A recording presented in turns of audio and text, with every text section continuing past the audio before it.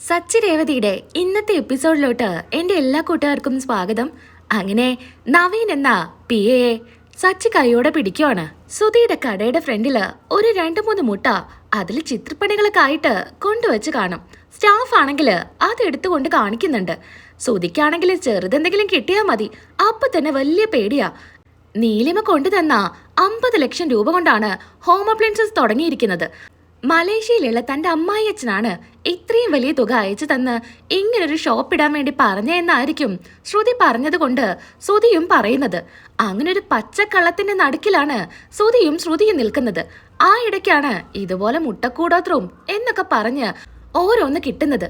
അതുകൊണ്ട് തന്നെ ശ്രുതിയുടെ സമാധാനം അതോടുകൂടി പോകുന്നുണ്ട്. അങ്ങനെ ഒരു ജോൽസിന്റെ അടുത്തൊക്കെ ചെന്ന് ഇത് തന്നെയാണോ എന്ന് ഉറപ്പിക്കുവാണ്. ജോൽസനും പറയുന്നുണ്ട്, ശരിയാ, ഇത് തന്നെയാ.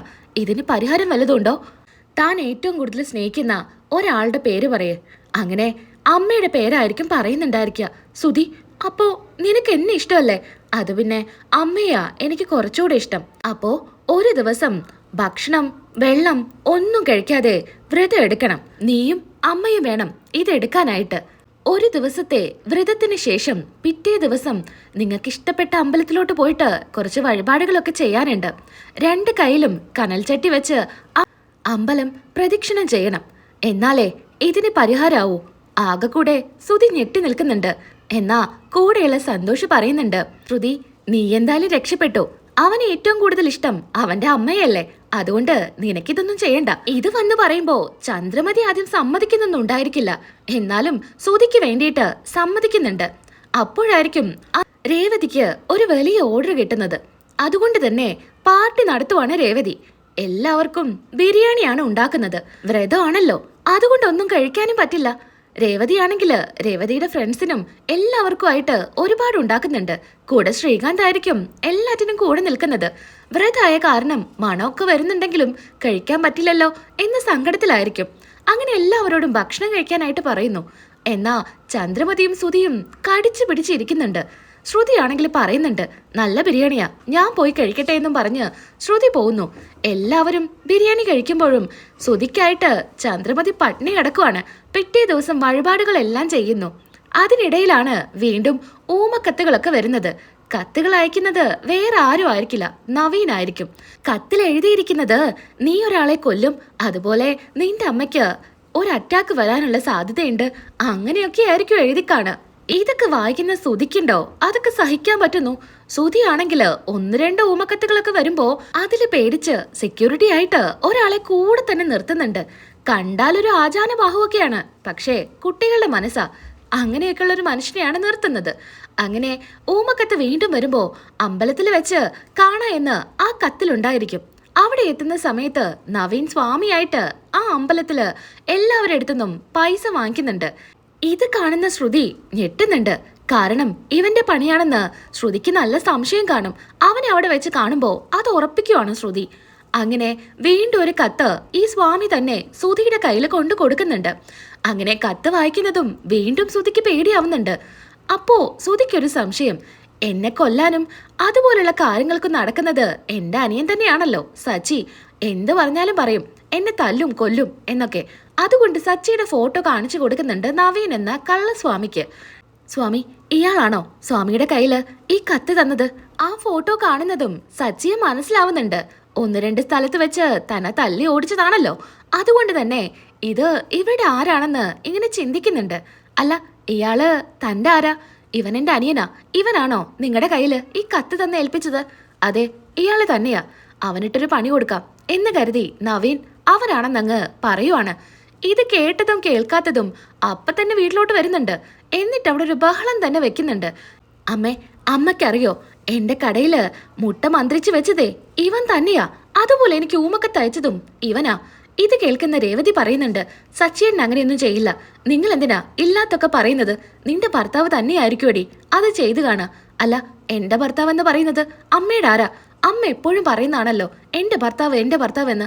എന്റെ ഭർത്താവ് അമ്മയുടെ മകനാ, അത് മറക്കണ്ട. സച്ചിയേട്ടൻ അത് ചെയ്യില്ല എന്ന് എനിക്ക് ഉറപ്പാ. സച്ചി വരുമ്പോ സച്ചിയോട് ഇക്കാര്യം പറയുന്നുണ്ട്. അങ്ങനെ സച്ചി തല്ലാനായിട്ട് ശ്രുതിയുടെ പുറകെ ഓടുന്നുണ്ട്. എനിക്കെന്താടാ വട്ടാണോ? നിന്റെ കടയില് ഇതുപോലെ കൂടോത്രം വെക്കാനും നിനക്ക് ഊമക്കത്തയക്കാനും എനിക്ക് ഭ്രാന്തൊന്നുമില്ല. നീ തന്നെയായിരിക്കും. ഞാനിപ്പോ നല്ല നിലയിൽ എത്തുവാണല്ലോ, അത് നിനക്ക് സഹിക്കാൻ പറ്റുന്നുണ്ടായിരിക്കില്ല. അതുകൊണ്ടായിരിക്കും നീ ഇങ്ങനെയൊക്കെ ചെയ്യുന്നത്. എനിക്ക് നീ നല്ല നിലയിൽ എത്തുന്നതിൽ സന്തോഷമേ ഉള്ളൂ. നീ ഒരു കാര്യം ചെയ്യ്, എന്റെ അച്ഛന് കൊടുക്കാനുള്ള 50 ലക്ഷം രൂപ വേഗം തന്നു വീട്ട്. ഞാൻ പറഞ്ഞല്ലോ അത് തന്നു വീട്ടുവെന്ന്. വീണ്ടും വീണ്ടും നീ അത് ചോദിക്കണ്ട. നീയാണോ ഇത് ചെയ്തതെന്ന് എനിക്ക് അറിഞ്ഞാ മതി. ഞാനല്ലാന്ന് പറഞ്ഞില്ലേ. നീ തന്നെ ഇത് ചെയ്യൂ. അമ്പലത്തില് ഒരു സ്വാമിയുടെ കയ്യിലല്ലേടാ നീ ഈ കത്തേൽപ്പിച്ചത്. അയാൾ എൻ്റെ അടുത്ത് പറഞ്ഞു നീയാണെന്ന് നിന്റെ ഫോട്ടോ കാണിച്ചു കൊടുത്തപ്പോ.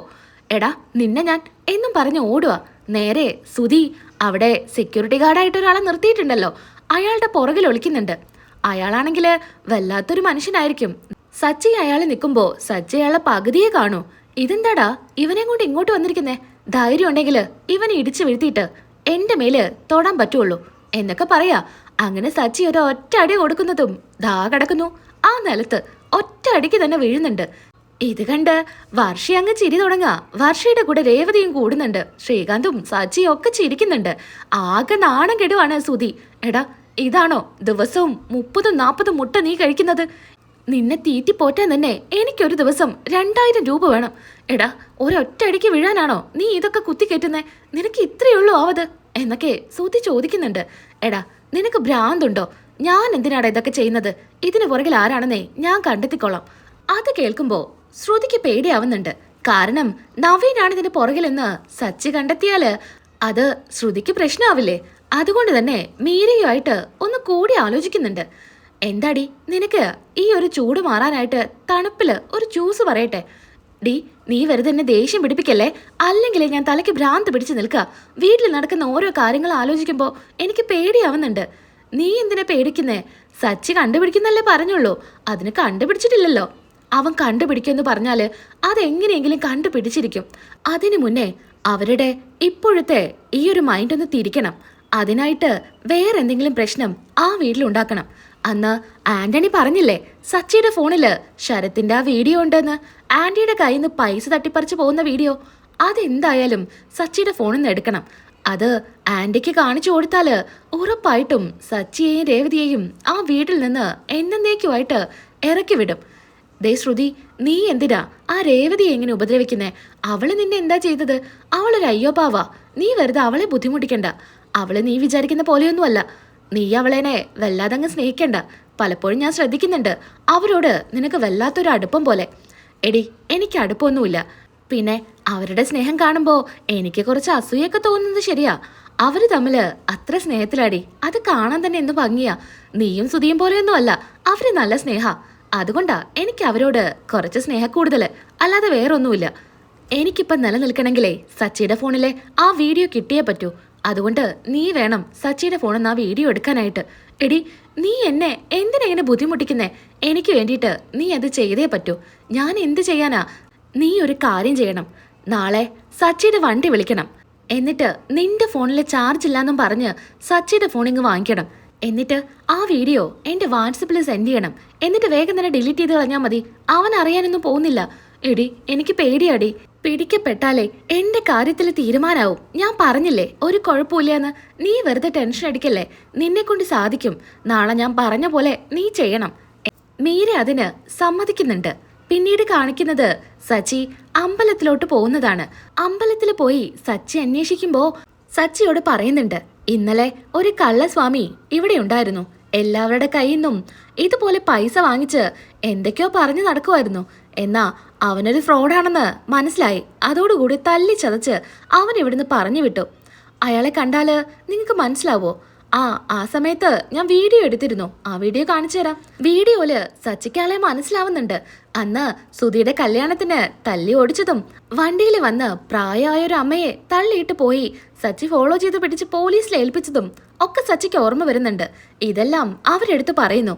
അപ്പോ ഈ ഫ്രോഡാണല്ലേ ഇങ്ങനൊരു പണി കാണിച്ചത് എന്ന് സച്ചിക്ക് മനസ്സിലാവുക. അങ്ങനെ നേരെ വീട്ടിൽ വന്ന് ഇക്കാര്യങ്ങളൊക്കെ പറയുന്നുണ്ട്.